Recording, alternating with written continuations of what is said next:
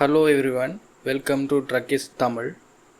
Right, இன்றைக்கு நாங்கள் ஒரு ப்ரெஸ்கிரிப்ஷன் எப்படி வாசிக்கிறது என்றதை ஒரு எக்ஸாம்பிளோட பார்ப்போம். ரைட், இந்த எக்ஸாம்பிள் இருக்கா பாருங்க. ஒமைப்ரசோல் 20 mg பிடி ஃபார் 5 days. இதில் பிடி என்று சொன்னால் 2 நேரம், காலமையும் இரவுமா கொடுக்கலாம்.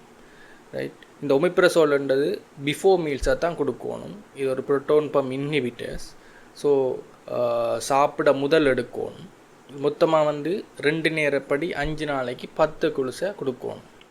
இந்த ஒமிப்ரசோல் கூடுதலாக இந்த என்சைட் பெயின் கில்லரோடு சேர்த்து எழுதுவினோம்.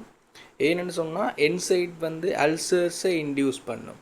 ஸோ அந்த என்சைட் இன்டியூஸ்ட் அல்சரை ப்ரிவென்ட் பண்ணுறதுக்காக இந்த புரோட்டான் பம்ப் இன்ஹிபிட்டர்ஸை எழுதுவினோம்.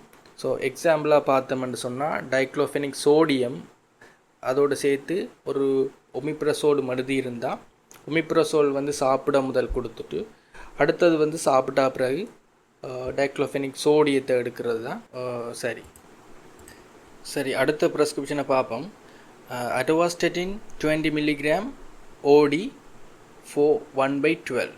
ஓகே, இதில் என்ன சொல்லியிருக்கேன்னு சொன்னால் அட்டோவாஸ்டட்டின் 20 mg 1 daily for 1/12 சொன்னால் 1 month.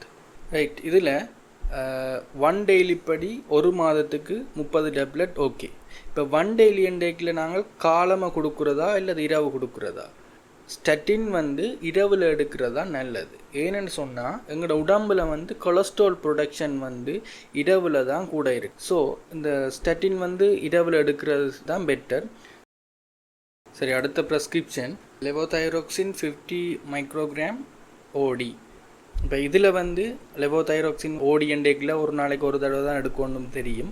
50 microgram தான் எடுக்கணும்னு தெரியும். இப்போ என்ன பிரச்சனைன்னு சொன்னால் ஓடி இன்டேக்கில் காலம் எடுக்கிறதா இரவு எடுக்கிறதா? ஸோ இப்போ இரவுன்னு சொன்னால் அட்டியரன்ஸ் கூட இருக்கும் என்றதுக்காண்டி இரவு எடுக்கலாமா என்றது ஒரு கேள்வி. ரைட், இப்போ இதுக்கு நாங்கள் எப்படி அப்ரோச் பண்ண போகிறோம்? அடுத்த விஷயம், இது சாப்பாட்டுக்கு முதல் எடுக்கிறதா இல்லை சாப்பிட்ட பிறகு எடுக்கிறதா?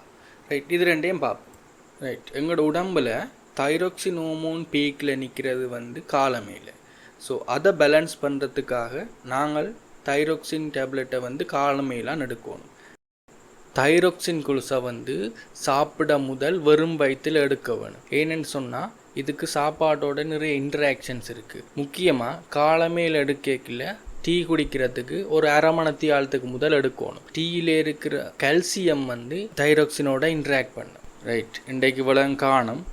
இனி அடுத்த செஷனில் இன்னும் கொஞ்சம் ப்ராக்டிஸ் குவெஷன்ஸ் பார்ப்போம். சப்ஸ்கிரைப் பண்ணி இந்த சேனலோட தொடர்ந்து இணைஞ்சிருங்கோ. தேங்க்யூ.